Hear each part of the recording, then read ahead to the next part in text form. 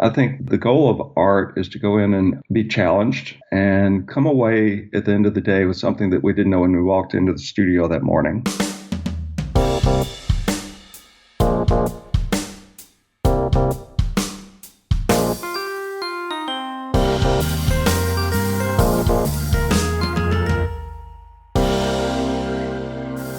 Hello, print friends, and welcome.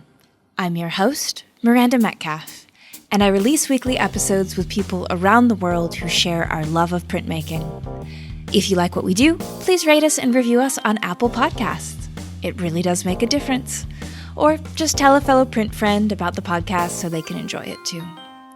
We also have a Patreon page where supporters can join at tiers that start at just $1 a month, and that helps to keep us bringing you printmaking content every week.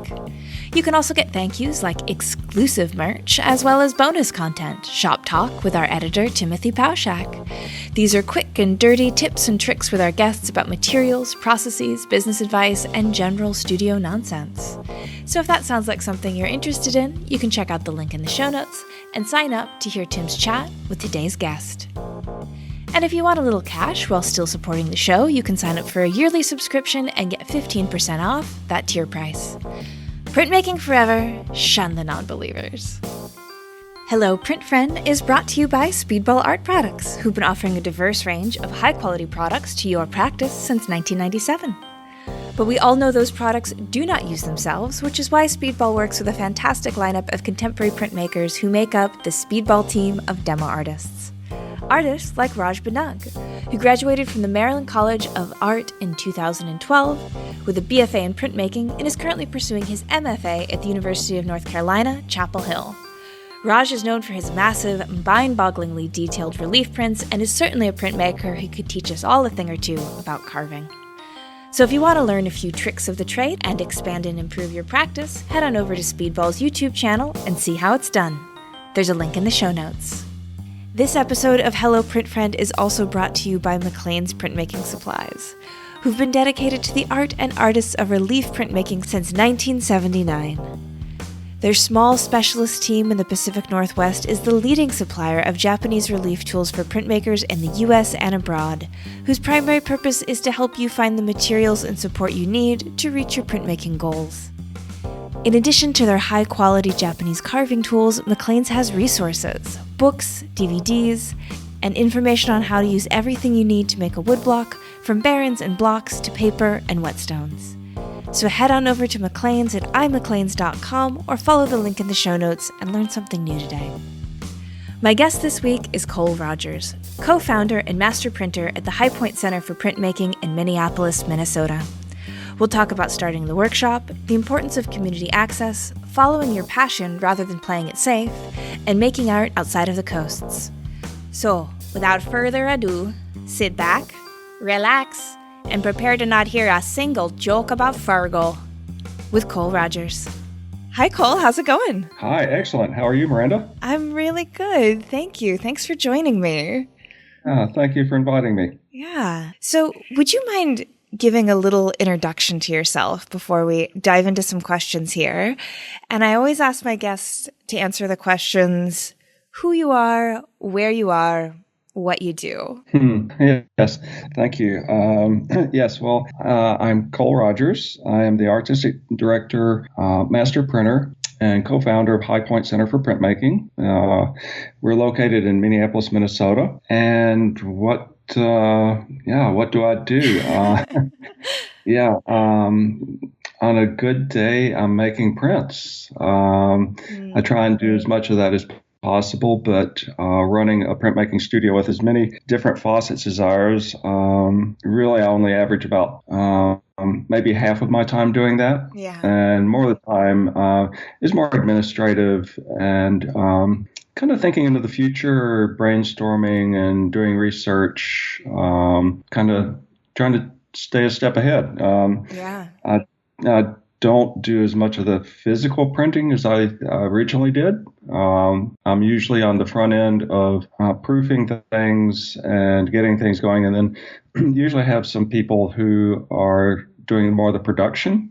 So I don't do as much of the physical printing as I originally did, but yeah, I love to keep my hands in it at any time possible. Yeah, absolutely. I feel like that's a story that I hear from other people as well, is that, they're really in print because of, the love of the physicality and the making. And then often though, when they have to really turn into a business and be on their own 2 feet, there's so much more that goes into it. Maybe they had this idea that, yeah, I'm going to go be a printmaker and I'll just get to be in the studio all day. But of course, life's more complicated than that. Yeah. Yeah, that's funny because my undergrad experience was I had to work at a bike store to put myself through school. So I worked on bicycles to make money, and then I made art in class. And there was definitely a separation. And then I went to this place called Penland School of Arts and Crafts. And it was the first time that I did nothing but make work all day, and it was only a couple of weeks. But it really fired me up to see that I could kind of blend the way that I made money into a way of life around art. And so I became very dedicated. And for a long time, I did spend more of my time making work. But there always is that component of how do you make your way in the world financially. Yeah, definitely. And so where did you grow up and what role did art play in that part of your life? I grew up in Birmingham, Alabama. My dad and mom were kind of on the edges of the art scene. We had art in the house, and we definitely had prints. But my dad went to the University of North Carolina, Chapel Hill on GI Bill, and studied literature and art, worked in the theater in New York for a while, and then worked in advertising. Back in the days when people used rubber cement and pasted up ads by hand, and he did all the copy and everything. And my mom was a draftsperson for AT&T and always drew beautifully, had some of the most incredible handwriting. And so mom did wonderful sewing and came from a family of potters out of Virginia. So there was always some artistic and creative practice, but I didn't know artists when I was growing up. So when I went to the museum, I really didn't know how it got there. And so there's a little bit of a disconnect as far as professions. And I never saw myself becoming an artist professionally, but it was always something that I did, and there's always a creative element in my house, whether it was in gardening, cooking, or other pursuits. Yeah, I love that. And I love when people say that, they saw art in their home in a number of different ways, through any kind of making. Like you said, like gardening is a form of art, and cooking, of course, is a form of art. And even, having beautiful handwriting. I mean, it's incredible. I always am just completely admire anyone who has that sort of penmanship that is so intriguing. I definitely admire it. Mine's awful. But yeah. And both my parents were very into sewing, and my dad was very much so into caning chairs, meaning weaving chairs, and yeah. So there are all sorts of ways to have creative outlets. Absolutely, yeah. It sounds like lots of making, lots of doing with your hands, one way or another. Yeah. And so, where does printmaking come into your story? I thought I wanted to go into architecture. Mm-hmm. I had a very deep background in drafting in high school, and I wanted to go into architecture, but being dyslexic, I had real difficulties having any interest in the rote math classes I was having to take, and some of the really under classes. And I took a printmaking class with this really crazy motorcycle riding outlaw dude who made prints, and he's not your stereotypical artist. And he, very early on told all of us, he said, if there's anything you can do in your life and be happy besides art, do it. He said, because art is difficult financially. But he really inspired me, and I took an intaglio class with him, and it's been a journey since then. John Dillon was a real mentor and really set me on this path. Oh, that's such a beautiful story. I love that advice. It's so practical and so true, though. That's like, look, if you're not called to art, just, go find something that's going to be a little easier, Yeah. If you can be happy, And he wasn't saying don't make art. Right. He was just saying that if you can be a happy, fulfilled person in any other way, that there are other ways that are a bit easier. That earning that art degree only is the first step, because you really have to figure out things on your own. That degree is not like a degree in civil engineering. Right. Or, other degrees. Yeah. And it's interesting, too, because I'm thinking about it, how it kind of relates to my own life, and I've been in the art scene in one way or another for about 10 years. And at this point, you're like, okay, so like I'm 36. Definitely not going to buy a house anytime soon. You're kind of like checking through these things. And while, you always see people you went to high school with, and they're, they've got a house, they've got, I don't know, kids, this sort of thing that you can do when you are an engineer, for instance. But it's just, I just can't imagine doing anything else. And at this point, I can't imagine being good at anything else. I'm like, this is my craft, this world is something that I have so much really specific information about that it's very difficult to imagine going and doing anything else at this point, that I'm here whether I like it or not. Well, but also it depends on what makes you a fulfilled person. Is the house going to make you more fulfilled than having something that you love to do every day? It depends on what recharges you and fills your soul. That's such a good point, too, because it is, sometimes people can get into the needing to check the boxes, right? And they think because it's either because it's what they saw growing up, or it's just because something they picked up along the way. But it really is, I never not want to go to work. I work at an art gallery here in Bangkok, and then I do the podcast as well. And both of them, I get to talk to artists. I get to try and support artists. I get to talk about art. And I never have a day when I wake up and I think, ugh, again, which I know a lot of people do when it comes to going to work. So that's certainly worth something. Yes, it is. It is. As long as you're checking boxes that are your decision. Your love, not somebody else's idea of what makes a life. Yeah. And so you took this course with your sort of biker mentor,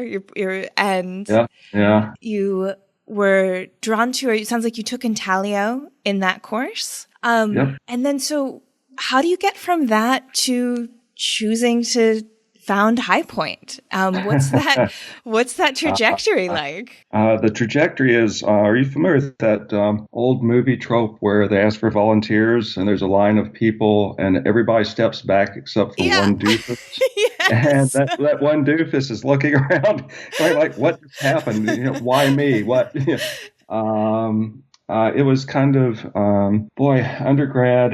I got really fired up at Penland and really turned around. I was on academic probation. I kept dropping classes, and I was not real motivated, except with art. And when I came back from Penland, I went immediately to the dean's list and graduated with honors. Oh, wow. And I found a calling. I found motivation, and then I went off to Ohio State. I wanted to get out of the Southeast. I wanted a different location, and there I met this wonderful person, Jeff Sipple, and Jeff was teaching lithography. I was his TA, and he got a job at Tamarind Institute as the education director. And before he left, he said, you really should apply to Tamarind. You would be perfect. And I said, no.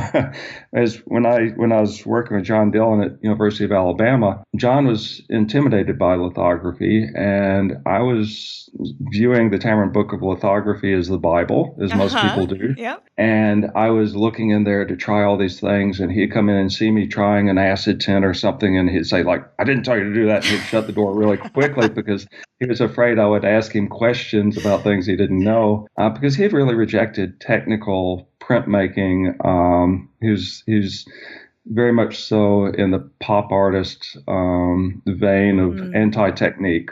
And so Jeff kept writing me and saying you should apply, and I got into Tamarind, much to my surprise, and it was a incredible group. There are 8 of us. There's a person from South Africa, a person from New Zealand, a Swiss person, a Danish person. The other people were from the U.S. Most everybody there had worked in professional shops. So it was a really competitive class, and it was a great experience. And at some point, we were required to write a paper on starting a print shop, because I didn't realize that when June Wayne started Tamarind in '59, her vision was to have people go out and start studios.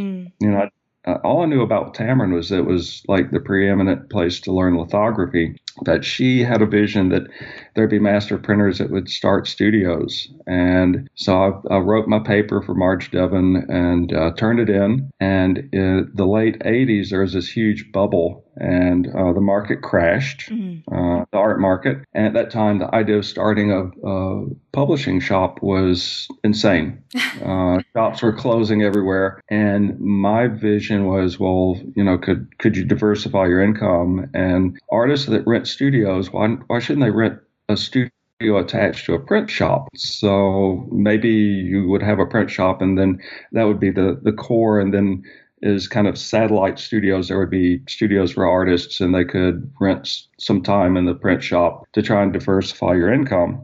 And I turned it in, and Marge gave me a minus, and I stuck it in my folder, and like, there's no way I was going to do that. That was crazy. It was just an assignment. Yeah. And so I moved on, and I looked around at different shops around the U.S. and moved to Minnesota to work at Vermilion Editions.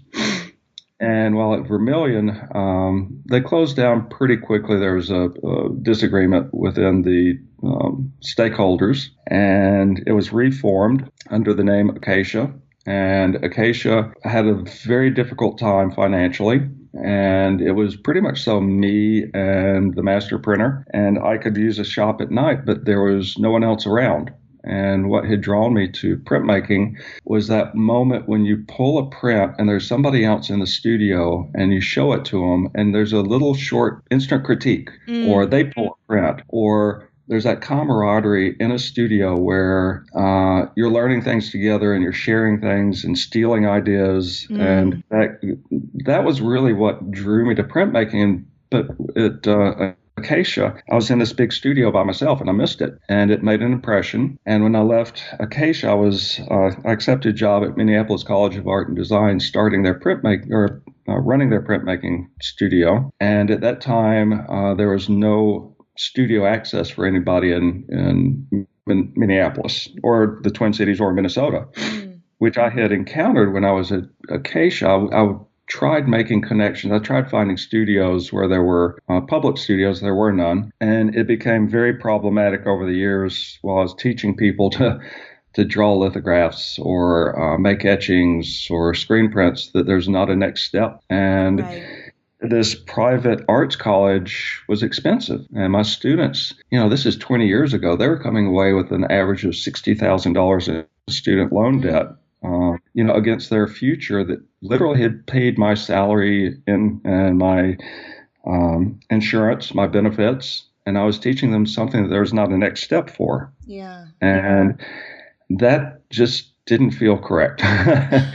And, I talked to a lot of people, mostly professors of the 19 colleges and universities in the state that teach some sort of printmaking. We all thought that, there should be this place where people could could graduate to, rather than taking continuing studies or working on the side with a wink and a nod by their professor to use the facilities. Yeah. And it wasn't until I met Carla McGrath. And Carla, the co-founder of Highpoint, was teaching kids classes at the Walker Art Center. And she wanted to find a press to teach kids classes around a Frank Stella show that was print-based. And we got together and found a press. And as part of the curriculum there, the Walker wanted to do some adult classes. And Carla and I taught a couple of adult classes. And after one, we were cleaning up. And I told her this crazy idea that I had about a studio. And she said, well, what about kids? What about, would there be kids classes? And I was like, no, no.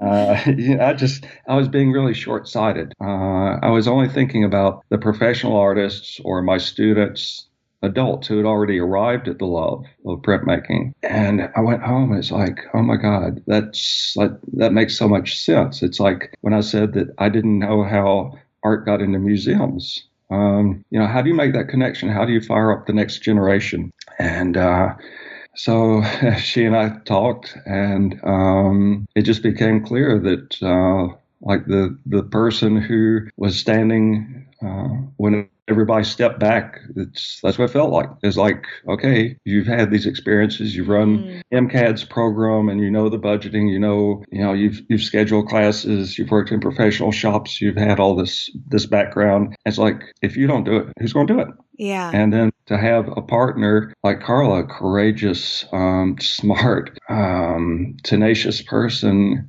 that did all the things that I couldn't do. The grant writing, it was just, it came together on its own. Yeah. So. Yeah. That's interesting because I was looking at some of my questions sort of further down for you. And one of them actually is about this mission that Highpoint has where you're producing, absolutely beautiful works with professional artists, like the high end, technically, artistically, but then you also do have classes for kindergartners. And that must be wise. That it comes from the very early days, it sounds like. And Carla being interested and making sure that you're planting the seed for the next generation of artists as well. Yeah. Yeah. It's a cycle of life. Mm-hmm. Yeah. And that's something that is so important and does get overlooked so often. This idea of that it's not just even the artists, it's the collectors, it's the patrons, it's the scholars. It's this whole art ecosystem that we have that keeps everything going, that keeps us able to keep the lights on in our studios and food on our tables. And without it, if we let all kids just sort of fall into TikTok and never come out, we're not going to be around in 30 years, there's not going to be a scene to support it. So it is really wonderful that Highpoint is doing that. And it's something that I'd love to see more studios and more artists doing as well, because printmaking is such a fun, physical, of course you get the reveal, which is always magic. And I imagine it's particularly like to kids, they must love that. Oh, yes. Yeah. It's incredible. And that is one of the most inspiring things, to see a kid that comes in and does a dry point on little pieces of zinc. And that morning when they got up, they knew that they were going to do a field trip, but they had no idea what, and they come in and they do these little scratches on plates and they wipe it with a piece of tarlatan and run it through the press, and this press that, they've never seen before. And it's magical, watching them pull that first print. And it's really touching on so many levels. And it was a big part that was missing in academia for me. Oftentimes there's this kind of closed loop system where I would teach, and I'd invite someone and they'd be the visiting artist, and I'd go out to, Michigan, I'd go this place or that place. And, and Southern Graphics is something that I participated in since the early 80s and love, but it's the same people. It just feels, like you go to art openings, it's the same people over and over. It's like we've got to open this up. We've got to invite in new converts. And, no piece of cloth is made up of one piece of thread. And it's the weaving, like you said, of the collectors. Somebody only wants to look at art. Some people want to collect art. Some people will make art. Some people will make it professionally. And all those different interests, overlap and support each other. And sometimes we forget how many, to use the whole thing of it. It takes many people to make a village. To really create something that's self-supporting. And, I go back to cycle of life. It's really important. Yeah. Yeah. And something I've been thinking about lately, because I don't know if this is part of just, we're in the middle, well, probably not the middle. I was going to say we're 2 weeks into a pretty severe lockdown in Bangkok at the moment. So I've just been sitting at home, working from home for 2 weeks, and, no real sign of it letting up, because we're still, having record highs every day of COVID cases. So it's not a positive sign for the light at the end of the tunnel at the moment. But, yeah. So I've been thinking, I've had time to think, and I've had time to think about what I do and what art does, and I think that that's something that when you're facing a global pandemic and you're still waking up every day and washing your face and changing into clothes and sitting in front of the computer and taking Zoom calls and trying to make something happen with art. And I have, my team at the gallery, and they're just like, what do we do today? How do we try to engage people? And it can be really hard, to keep the motivation up. But one of the thoughts that's kind of been in my head lately is that art it's like the shortest distance between two people, is that you can be at an art opening or in a studio with another person. And if you're both looking at the same work, you have something to connect over, and you have something to discuss and respond to. And even if that's, I like it, I hate it, you don't even have to agree. But there's something about that sort of visual communication and storytelling that really brings two people together. In a way that I don't really know that much else can. And that seems really worth fighting for, really worth kind of, even when you're in sort of the muck, to keep going, because that's something that is a really important part of being a human, is being able to connect with other humans. And we're just, we're in 18 months of connection really becoming a lot harder, and for many reasons, logistical, political, financial, for all kinds of people, and so that kind of really working on keeping art going and keeping that whole ecosystem alive, it just is such important work. And I'm so happy to hear that Highpoint takes that on. Yeah. Well, in some ways, art is hope. I talk about oftentimes that we don't make signs. We don't, our objective is not to walk into the studio and have something that we know that we're going to do. Like, today we're going to make something that's octagonal. It's going to be a red field.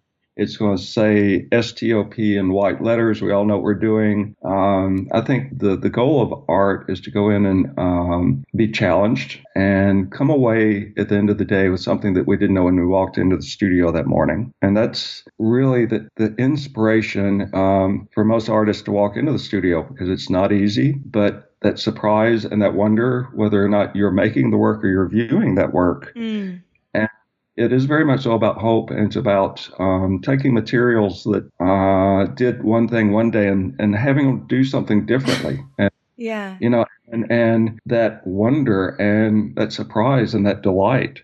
And I think art is very much about hope and recreation and creation. And and it is such a powerful way to find meaning in one's life. And I see it when I interact with people who aren't in the arts. Most of the people I talk to are in the arts just because of, again, I've been doing it for 10 years. I'm married to a printmaker. I work in art gallery here, work in printmaking through the podcast. And then every once in a while, I'll run into someone who's maybe not in the field, and you'll listen to them like talk about their job or talk about what they do when they're not at their job. And they don't, and this is, not true for everyone, but sometimes they just won't have that spark that artists will have, or people who work in the arts, that excitement, and hearing you say that it's hope, I really feel like that's a very good way to describe it, is that they don't have that kind of hope of, I'm going to do something that surprises me or surprises someone else or is interesting today. And that's such an important reason to get out of bed in the morning. Yeah. Yeah.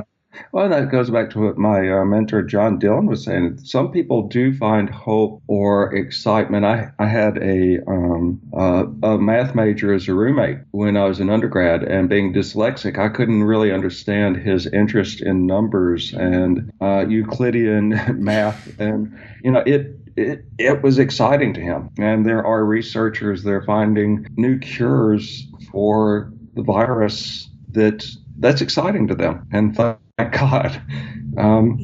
Art is a form of research, and it's very important. It's very inspiring. And whether or not we're talking about music or poetry or whatever, it's another way of expanding our knowledge and giving us all hope and creating new visions. Yes, I love that art is a form of research. Because one of the things when I try to explain to people why I think art is important is that, and it's interesting you should, mention you're dyslexic, because I'm dyslexic as well. And I try to explain to people that there's this whole other side of your brain that isn't working in black and white letters and in numbers. And you can access that through art, and you can explore that through art, and you can get into human experiences that you can't connect with, you can't speak to. You can find emotions and ideas that you won't be able to access in other ways. The same way that, I was never particularly good at math either. So, I'm sure there are things in quantum mechanics that I will never be able to access, but it's a whole nother way of reflecting the human experience that is just as rich and varied and rewarding as really any other part or any other method of trying to reflect the human experience. Yeah. Yeah. And that's something that, made me move away from making my own art. When I was teaching and when I was running a department and I was having less and less time, I was making safer and safer decisions about my art making. And I was becoming more afraid of failure and mistakes. And so if I had a show coming up and I needed 20 pieces for a gallery, I started becoming precious with something that I was working on. And I think it's really important in any form of art making when we're talking about research is that there needs to be areas for failure. And we need to be unafraid of that failure. That's, if you're not pushing the envelope, then you're not really pushing into areas that you don't know about yet. And it's the areas that you don't know about yet that reveal things to you. And it's definitely research-based, and sometimes there are times that you need to throw something away that you've been working on and can feel very precious, and you don't want to give it. But it's important that we learn new things through our art. That's how society and humankind progresses. Yeah. Not just in the sciences, but in the arts. Absolutely. That actually brings me to a question that I wanted to ask you, which had to do with your role as collaborative printmaker. Because you said that you sort of have moved away from making your own art, and so you're now working in the studio with artists who may or may not have a background in printmaking or much understanding about the technical side of printmaking. And I always am curious to ask collaborative printmakers, particularly ones who do it professionally and have been doing it professionally for a while. What do you see sort of as your role in that? Are you just a conduit? Are you an artistic collaborator? How do you come to how you fit into the creation of that work of art? Yeah, well, each collaboration is different. Just as any person, any human being is different. They all have different needs. And pretty much so. My philosophy is I like to work with people that haven't made a lot of prints. Why should we invite, we've got a very limited amount of time and resources, and I don't really believe in bringing in someone that's already making a lot of prints if we're then going to make more. I really like the idea of exposing a new person, infecting someone new with a print box, with exciting collectors with someone new that maybe they know as a painter or sculptor or something else. I know a lot of printmakers don't like to hear that, but I do really like expanding the field with people who it's new to, it's an awkward thing. They're not thinking prints when they come in. They don't think like a printmaker, and they ask us to do things that a printmaker would know to avoid or would think differently, and they stretch our abilities. And so I like to throw in, we do the 4 traditional print media, intaglio, relief, screen printing, and lithography. And I like to throw, at least 3 of the different media at them and just say, we're going to play. We're not going to try and make art today. We're just going to see, what it feels like. And sometimes I'll think, oh, lithography just sucks. It does I can't do, or screen printing, I love, or whatever, and have them kind of experiment and do some kind of tests and play around. And if I have my preference, I do that for 2-3 days, and then they go back to the studio and kind of let that marinate, let the experience marinate, and then come back and say, I was really digging, that soft ground etching. I really like the look of the spit bite, or, and let them get inspired and let them come back with inspiration from that initial contact, and then kind of move into the project and try and keep it as open-ended as possible. Not determine the size yet, not determine if we've got borders or it's a bleed or it's a this or it's a that, and just kind of let them explore. And my role is to stand back and kind of stay out of their way, but be a safety net that sometimes they'll have a little difficulty here or there, but to not get my hand in there too early.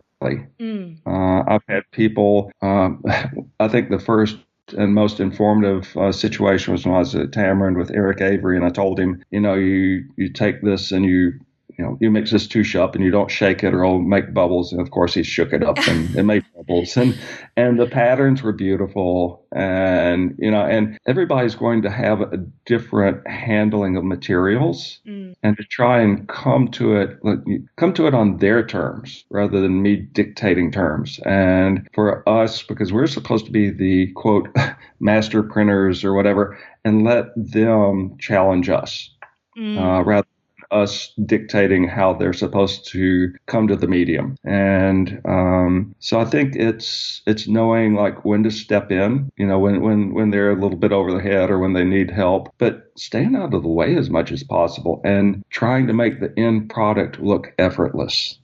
Make it look, and that's years ago, I attended a lecture by Chuck Close, and he was talking about golf, and I know nothing about golf. I don't, but he was talking about making a painting being like that. You take big swings at the first, and then you make smaller and smaller corrections. And that's kind of my philosophy: is don't start sweating the details early. And let somebody make some mistakes and ask you to do things that you don't really think are going to work. And if what they ask you to do actually works, like with Eric, you're surprised. And it's a new thing that you didn't know. It wasn't something that you had to offer them. It was something that they had to offer to their own print. But then if it fails, then they know that you've got their back, that you trust them. And that's important, because if you start a collaboration with, no, you can't do this, no, you can't do that, where does that leave your artist? It's like going on a first date and handing them a prenup.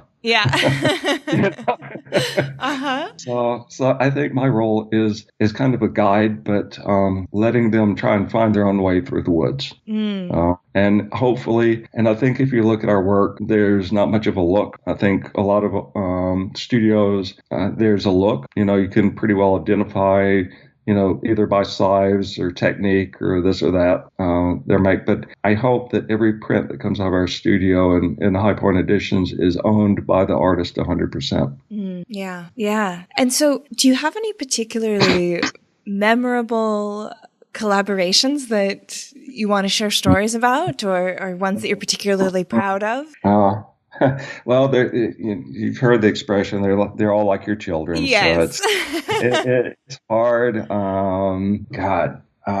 Usually it's about where we encounter some sort of a difficulty that we have to overcome.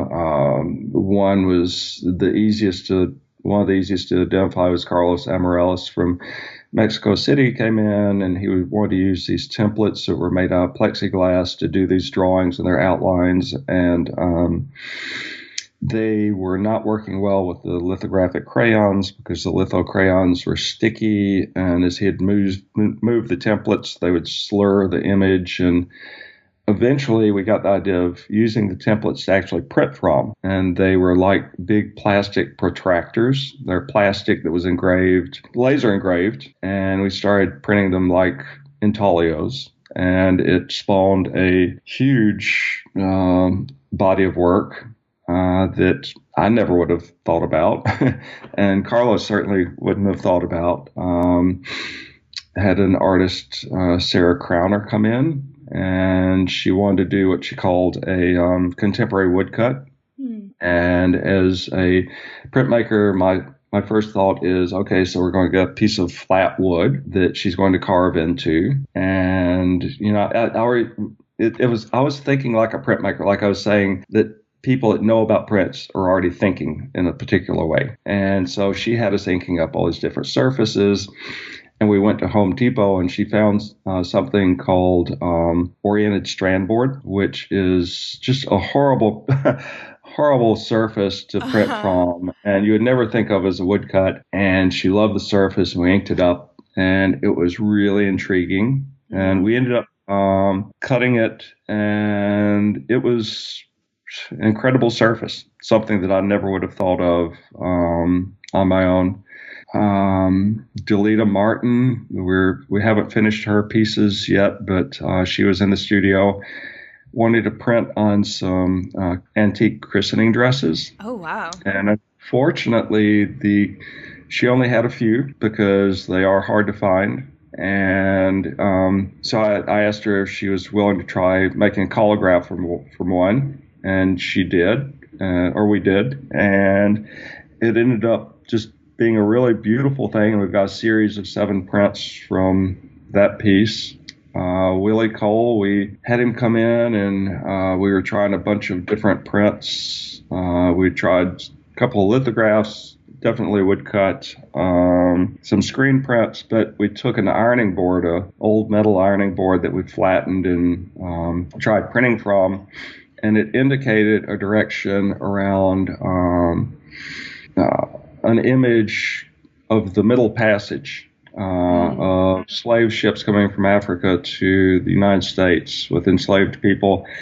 And he had some ideas around that, but he went back to his studio, and we procured more ironing boards and proofed them up. And his idea was that it would be a maybe 8-foot by 10-foot print with these ironing boards portrayed as slave ships with blue and white ripples around them. And when he saw the individuals, he fell in love with them. And he said that they were much more beautiful as individuals. And they really reminded him of his grandmother, who was a domestic worker, and the women of her generation who had taken in laundry to support their families. And he ended up making a series of 30-some prints from ironing boards dedicated to the women of that generation, named after as many of the women from his family as he and his mom could come up with, and then adding some in. Yeah. And so, the ones that are the most memorable are always, or Todd Norstein. We did some Trompe-l'oeil masking tape prints with him. They're phenomenal. And, each one's kind of its own little journey of discovery. Some of are incredibly technically difficult, and really stretch us. But yeah, they're all like our children. We love them. They each have their own stories and highlights and difficulties. Absolutely. Absolutely. Yeah, I can imagine that it's, each one is its own journey, as you say. And so it's sort of, Yeah. yeah, like to get from point A to point B. Yeah, the Willie Cole pieces, Jennifer Roberts speaks to those in her series. In the Mellon lectures. I don't know if you had a chance to see those. Yes. But that was when I was first introduced to them, and just incredible pieces. And I was, glad that they show up again in the Hello Print Friend podcast chat, because they're really beautiful. And if anyone hasn't seen those or the lectures, I highly encourage to look both up, because they're great pieces. Yeah, and I'm so glad that they got the attention they deserve. Willie is an incredible artist, and I was actually with him 2 days ago at the Whitney's closing of Julie Meritu's show, and got to spend the day with him, and just an incredible visionary artist. I love him. He's a great human being. Yeah. So I think that I'd love to ask you before we have to sign off, if you have any advice for younger printmakers who want to start an edition studio or a community studio or teach workshops. I know that it really is a dream for a lot of young printmakers, as a way to make printmaking their life, as a way to build their community, as a way to just make art. Do you have any words of wisdom for someone who's maybe just getting out of undergrad or just getting out of graduate school right now and thinking about taking on what you've taken on? Yeah. I would say first, be willing to dedicate yourself.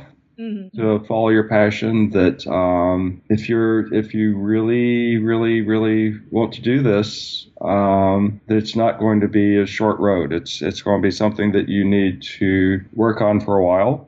That you really need to do research. You need to be dedicated to learning about your craft. You don't start a restaurant just because you like cooking. Right. You need to work in a restaurant. You need to learn the craft. You need to learn the business. There are a lot of people that can print really well, but there are other facets. And when Carl and I first started talking about starting Highpoint, that was 1997, and we didn't open Highpoint until 2001. We started off with a lot of brainstorming, and then we visited studios around the United States. We both had jobs. We took our time. And because we were really dedicated, we weren't going to do this kind of on the side and do it half-ass. It was like we're going to jump in with both feet. And so we visited studios around the country,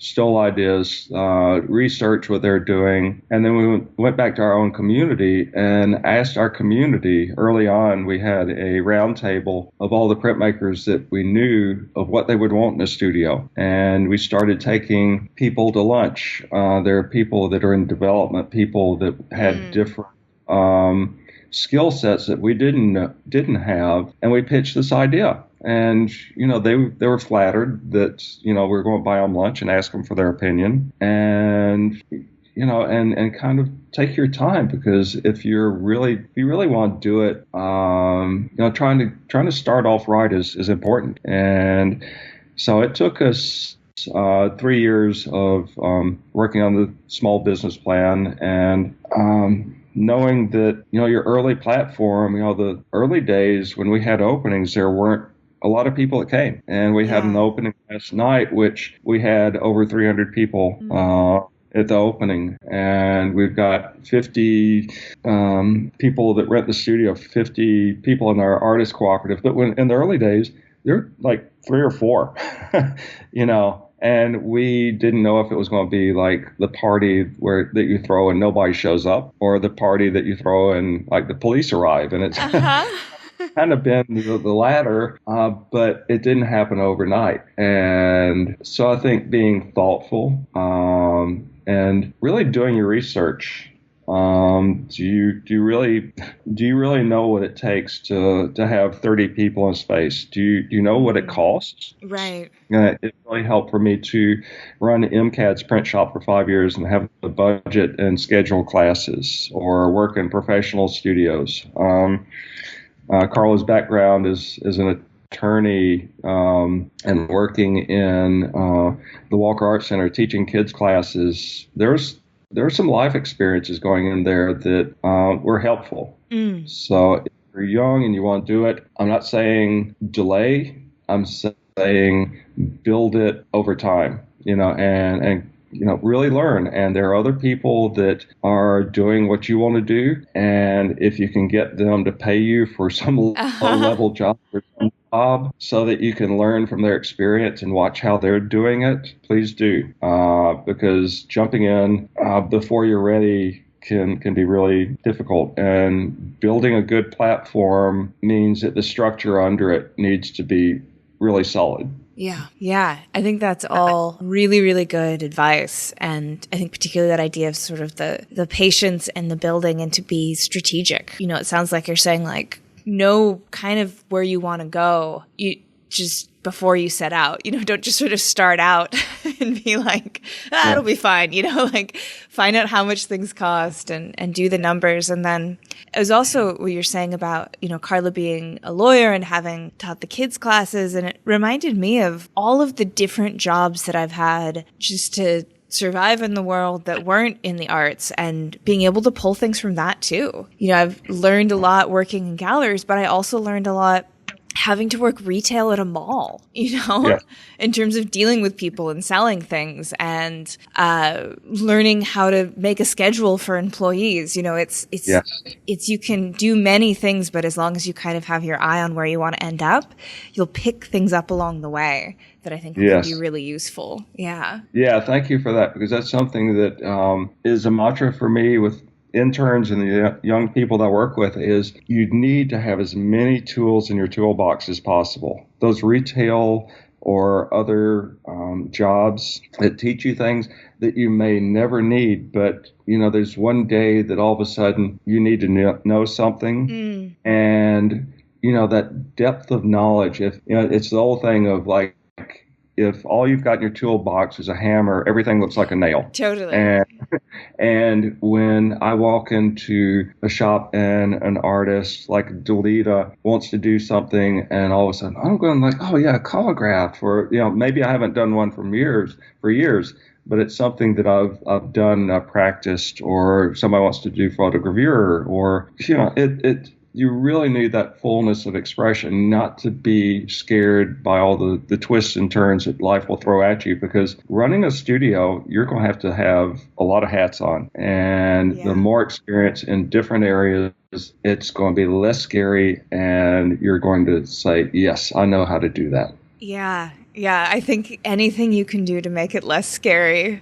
And that just comes from, as you say, a variety of experiences and knowing how to take on the unexpected with confidence, I think, is a huge part of it too. Yeah. So just to kind of close up here, what are some things in the future of Highpoint that you're excited about? What's on the horizon that people can be looking for, and that, just you personally are looking forward to? Well, I am looking forward to Highpoint thriving.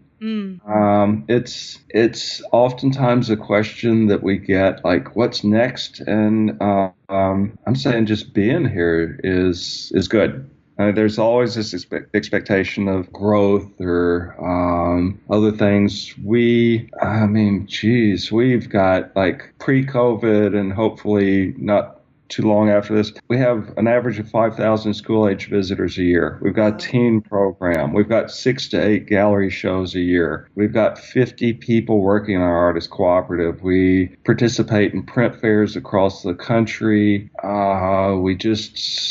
The Minneapolis Institute of Art just acquired our archive, and they're going to have a big show in a couple of months. We have artist residencies. We're a very important part of our community. People walk in. We're in a high traffic area. We're not in a warehouse district, so we have people that walk in every day that know nothing about printmaking, that we get to meet and tell them about printmaking. And, as long as we keep doing that, I'm good. Yeah. I'm excited about that. It's, when we started, I knew from the very first day that we were going to be trying to teach people what original prints are. Yeah. And that was not going to, we were not going to achieve where we're not going to be doing that. And right. and that's our mission. And teaching people what prints are and giving them the chance to experience them or see them or make them, that's fantastic.